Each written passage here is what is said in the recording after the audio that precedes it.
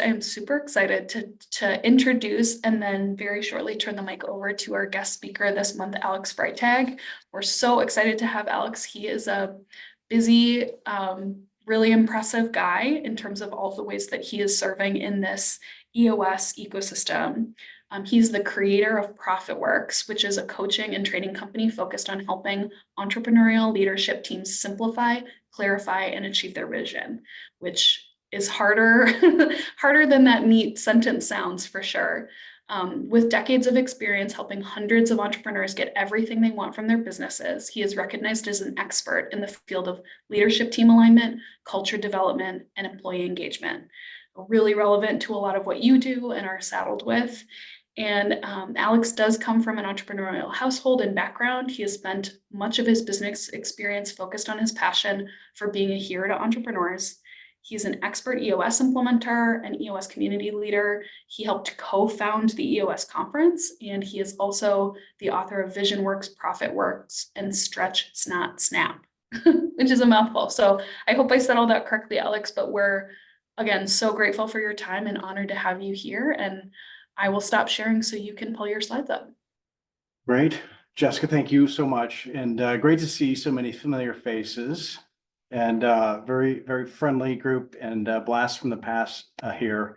I'll share some slides. I know I'm to be succinct and but I want to stimulate some thinking for you guys. As Jessica said, as an EOS implementer, for 11 years now, I've seen a lot of different things happening.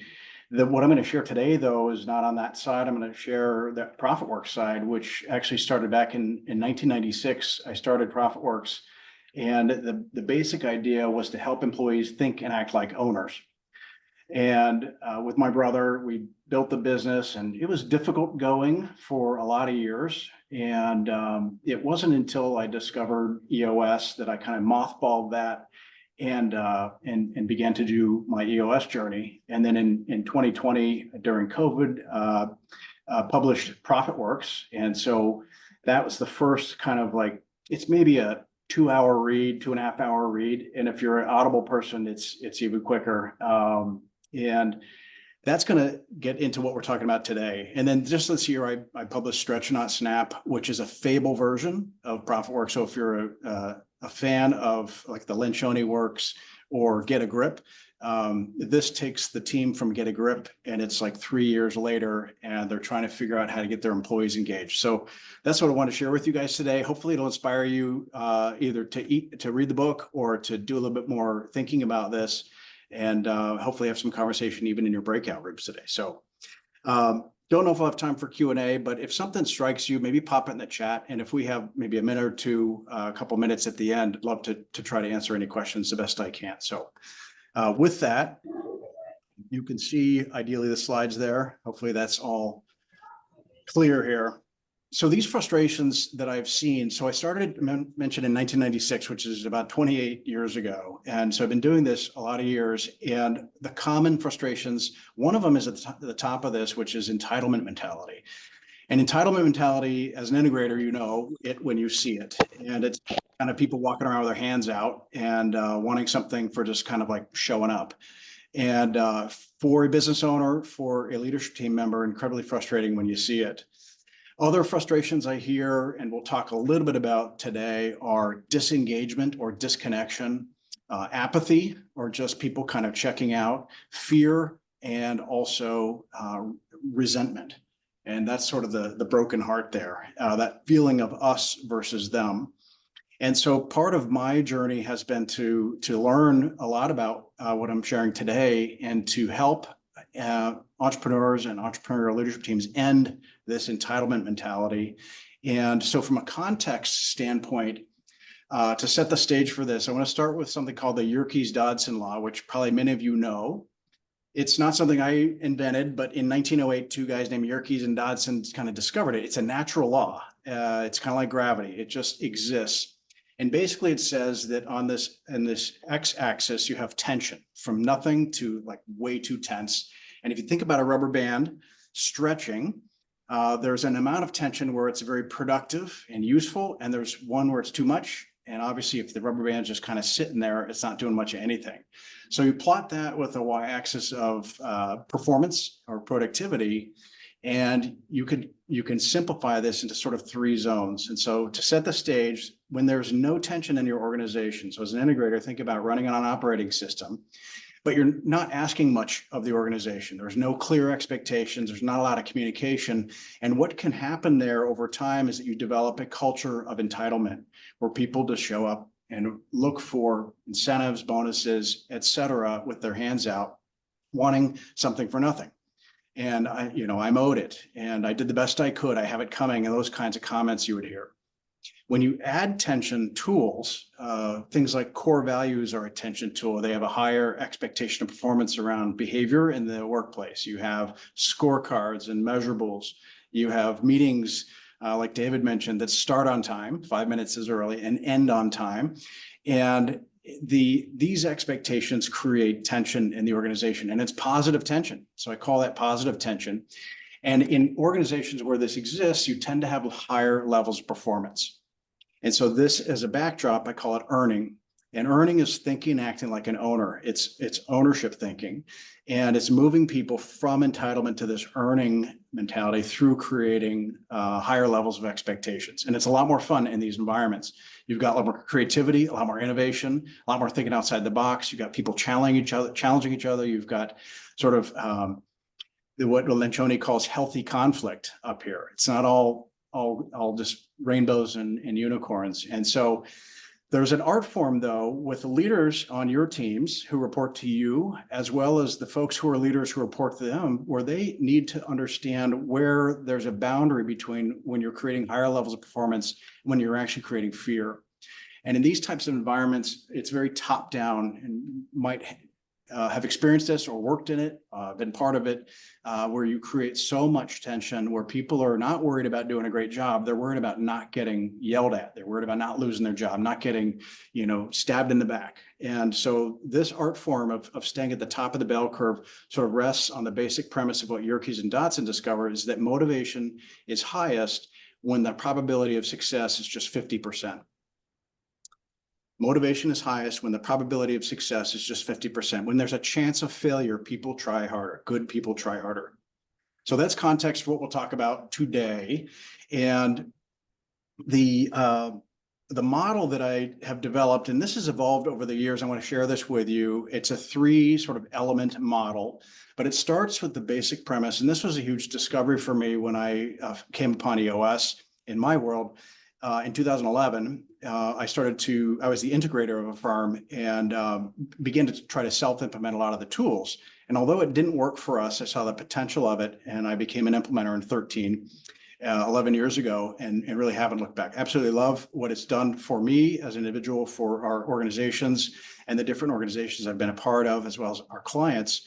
But my discovery was that the incentive plans that I was creating for organizations and the business literacy we were doing for the employees to help them think and act like owners was based on the assumption that the company and everybody on the leadership team was 100% on the same page with a vision, which just wasn't true. And so I realized, in order for the incentive plan, which we'll talk about, to be effective, we need to have a very strong vision. We have to have discipline and accountability and execution, and we have to have a healthy, functional, cohesive leadership team initially, and an entire organization. So it requires a really strong people component, which I know you guys are working on continuously. You have core values, and if you're running on EOS, you have a people analyzer, you have GWC, you have accountability chart, you have ways to manage people. LMA, lead, manage, and hold people accountable, is the shorthand version of that. And what I've found is that no incentive plan can do the power of what LMA can do in an organization. So that needs to be the lead locomotive in the organization. And with that in place, with you have great people, you have a great culture, you can put a no entitlement incentive plan on top of that, because you have great people, and you want to celebrate when you guys surpass your 1-year goals, when you hit certain triggers or thresholds of profitability.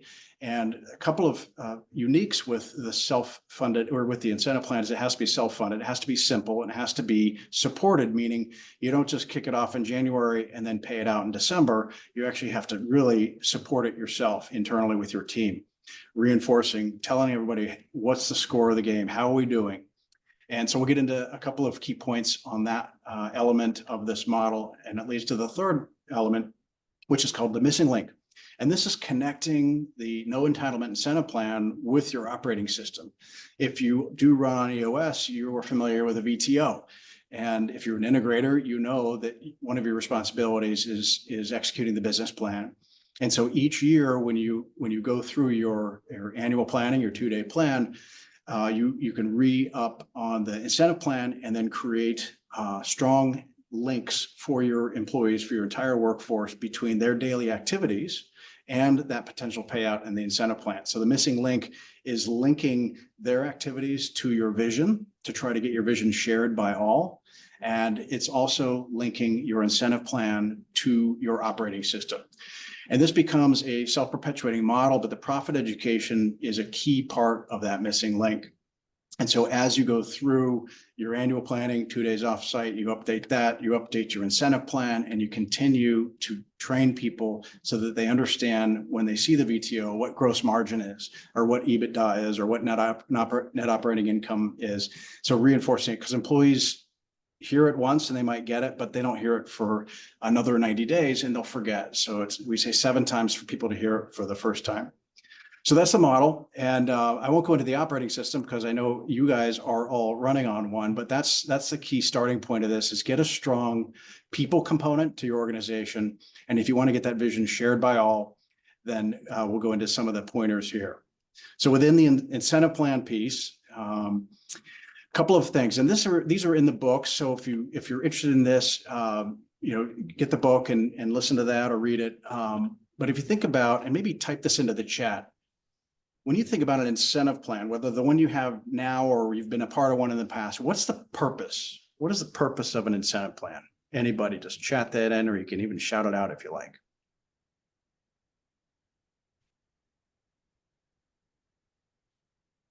Inspire. Behavior. Say it again, I'm sorry. To incent the right behavior for the company. Right behavior, yes, to motivate people with the right behaviors. Excellent. Motivate, drive results. Thank you, Ezekiel. Drive desired behaviors. Scalable compensation in line with revenue, profit and growth. Engagement, love it, Allie. And retention, perhaps tied with that. What else? Incentive plan, purpose. Why do we create these financially driven incentive plans? Fulfillment for each employee leading to the organization's success. Great. Accountability to results. Excellent. I'm gonna define it for you how I define it. But if your operating system is a system for managing human energy, which is how we call and define EOS, the incentive plan is to direct that human energy toward improving the financial performance of the company. So a lot of what you said really aligns with this.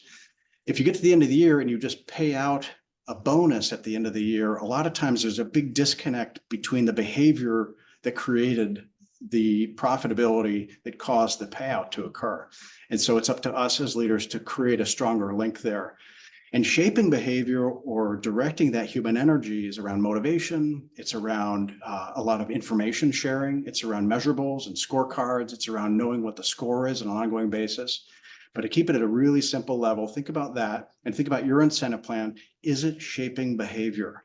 Is it causing people to do things differently? Are they thinking and acting like owners when they make decisions in your organization? Now, in ProfitWorks, the book, I deep dive on each of these 6 mistakes that we've seen. And I've made these mistakes and I've seen them in a lot of different organizations, but I'll just give you sort of a tie down with each one of these. The first one is oftentimes we make our incentive plans way too complex. If nobody understands them, they're not going to be able to understand why the payout occurred, and they won't put a link together between their payout and what they did to create that. Another big piece to this is if it's complex, it's very difficult to teach, to explain to somebody. And if they don't understand it when you're trying to tell them it, because you have 17 different formulas, they're not going to trust the plan. And they're going to think about, how am I getting screwed in this? So we're big proponents, and as incentive plan coaches, we help entrepreneurs and their leadership teams really move towards simplification.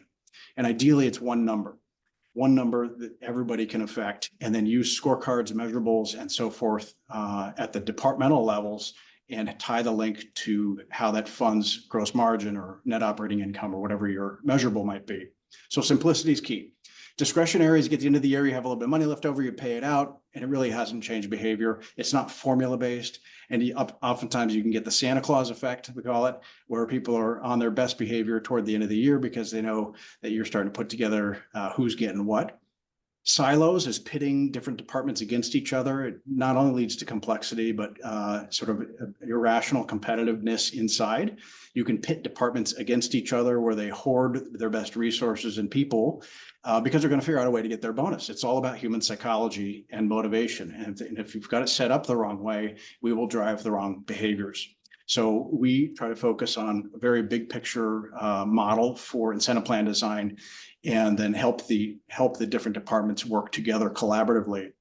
The bottom three are really focused on the missing link, but a lot of times the unattainability or the employee's perception that the goals are unattainable is a demotivator for folks. And so a lot of folks don't realize how much money's kind of fallen through the cracks in the organizations. And if we help the employees start to think like owners and look at their jobs or their departments with a different lens, they start to realize, wow, we're at 10% profit. We could get to 12% if we did this, this, and this. And they help self-fund the incentive plan, actively participating and driving improved financial performance. And it becomes that earning mentality versus entitlement mentality. The fifth one is disconnection. We've talked a little bit about, but the employee comes in, punches a clock, does great work, goes home, and they do that day after day. At the end of the year, for example, they get an incentive. They don't see that link there. And a lot of our job is to create a much stronger link with strong LMA in the organization, strong leaders on our leadership team, armed, educated on how to teach a P&L, how to teach the difference between profit and cash, some basic business literacy, so they can make the connection for our workforce, make sure they understand how their daily behaviors, their weekly activities fold up into the company's performance at the end of the quarter or the end of the year. And then the last one is around value. If you get the end of the year and everybody gets maybe $100 or $200, something like that, oftentimes it's not that motivating for folks. So what is the best range of things? I go into this in the books, but essentially 5 to 15% of wages, in my experience, starts to get pretty interesting for folks. 5%, maybe if you're hitting goals, there's something there. It's not huge. 10% is you're starting to get towards stretch goals. 15% when you're really knocking it out of the park. And should you cap the plan? So a lot of those elements I talk about in the book and just different design elements to think about as you're putting together that incentive plan. So that's a little bit, some nuggets around that second component here. And we'll go to the third component, and it's around the missing link.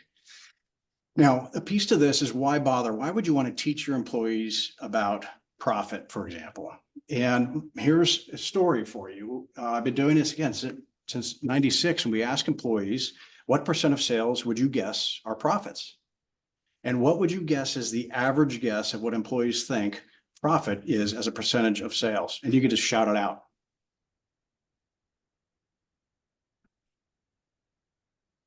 50%. 50% is right. 30 to 50% is what employees often guess, not because they're stupid, but because they haven't been told, right? They're just taking a guess. Now, here's the question is, what's the problem if you have people walking around in your organization thinking that we make 50% profit? And the problem is they're not going to be tuned into waste. They're, so I did it wrong, we'll just do it over again. Well, wait a minute, the materials and the labor and the overtime and the opportunity cost of what we could have been doing if we weren't doing this over again, all that adds up. And that's where the employees, when their eyes open to the reality of the usually much smaller percentages of profit as a percentage of sales, they start to realize, wow, if we did this, this, and this, we can drive more profit. And they're engaging in it. They're creating an earning mentality instead of an entitlement mentality. So they're part of the solution, which is really powerful. And so how do you do it? There's lots of different ways, but financial transparency is a big piece of this. You have to sort of wrap your head around. If you're not comfortable sharing financial information, start to do some research on it and see if you can maybe dip a toe in the water. The problem I've seen in my EOS world is a lot of folks are just sharing revenues on their VTO. And when employees quarter after quarter see $27 million and $50 million and $100 million on the VTO without any context of the fact that that's just sales, they start to think that that's in your pocket and they make up their own stories. In the absence of information, employees make up their own story. And so from a transparency standpoint, what I've found is that companies that are willing to share more information go to the top of that Yerkes Dodson bell curve. If you don't share any information, you're closed book, you've just got folks who are not using their brains, they're not involved, and you've got entitlement mentality and they've got unreasonable expectations. You share some information, more information, teach them about gross profit, teach them about net operating income or profit before tax or whatever the bottom line of your income statement is called. They start to realize, well, if we do this, this, we can drive more there. It helps with job security, reinvestment in the business, opportunities for growth, and so forth, which is going to help them personally as well as help the company at a bigger scale. So get them to think, if we take better care of the we can take better care of the me. And then oversharing information, certainly radical transparency is not a good thing. It creates fear. If you share too much information, it's like overload and people can just check out. So that is a backdrop. The easiest way I've found is to compare it to personal finance. So if you could do this paycheck sort of comparison, but another real simple one is the dollar-based income statement. If you say we do 5% profit, we do $1 in sales, how much is left over of that dollar if we do 5% profit? You do this in a workshop environment with 30 folks in there, so you have good participation. Ideally, some of the folks are going to say, we have a nickel if we do 5% left over. And that's great. If we save $1, employees, if we save $1 anywhere in the company, if we save $10,000, how much goes to the bottom line? And that's where they start to think, wow, I guess it would be $1 or $10,000. If we save $5,000, we have $5,000. So this gets into the self-funded nature of that incentive plan, where you're not just paying out a bonus or a gift at the end of the year, you're actually paying out earned compensation from shaped behavior or changed behavior. A big aha for a lot of employees is if I wanted to put that dollar to the bottom line by increasing sales in a company that does 5%, we'd have to increase sales by $20 because $1 is 5% of $20. Not that we don't want to increase profitable sales, but a lot of times the low-hanging fruit can be in operational efficiencies, waste, and so forth inside the organization. So a couple of ideas there to float forward for you guys, and love the model. The model is sort of described in Stretch, Not Snap, which is the fable follow-up to Get a Grip. And we do have a proven process, believe it or not, running on EOS. But when we work with our client organizations, we do a discover call first. I have an integrator and a small team. And then when we move forward, we work on the no entitlement incentive plan via Zoom first, in a design and review phase, sort of a cycle there until we get it to a point where it's ready to launch. And then we get into the missing link and help you launch that plan and teach it to your employees and get them involved in talking about how to drive improved profitability so that it actually self-funds. So a lot of fun there, a lot of logic. It is definitely a next step for companies that have a strong operating system and a strong people component. There are resources here at our website. Stretchnotsnap.com is another website that leads right to this one as well, if that's easier to remember. But there are books referenced there, downloadable tools. We have a masterclass, and we've got certified coaches as well. And open for Q&A here. We have maybe a minute or two. Are there any questions that I might be able to hit quickly before we adjourn? Alex, as a starting point, if I were to grab this book and read it thoroughly, that'll give me a good basis. I really like what you're saying. That'll give me a really good basis, or is that just the starting point? What are your thoughts? Yeah, my suggestion is to get this one first. It's short, and it'll give you kind of it's like the traction version of Get a Grip. And then, but if you're more of a fable person, this is certainly going to resonate with you, David. And there's a lot of philosophy or psychology to it. And I will say that I don't have a silver bullet for incentive plans, but I've seen a lot of things work and not work. So try to describe that in both books. We thought you had it all. If I can end entitlement mentality, you'll buy the book. That'd be great. I'll buy it. Yeah. Well, thank you. Two sort of thoughts for you guys as I leave you with this is think about moving from entitlement to earning on that bell curve as a cultural transformation. It takes patience, it takes commitment and time and repetition and a lot of practice. So that's big. The other piece that's really important is your mindset. And if you believe your employees can understand this stuff or you believe they can't, you're right. And so a lot of it is sort of your philosophy of how much to share, what kind of information to share, in the context, are committed to trying to engage them more in that, in your vision, and help them help you achieve your vision. So with that, I'll leave you to the rest of your meeting. I really appreciate your time and wish we had more time together. Thank you, though. Thank you so much,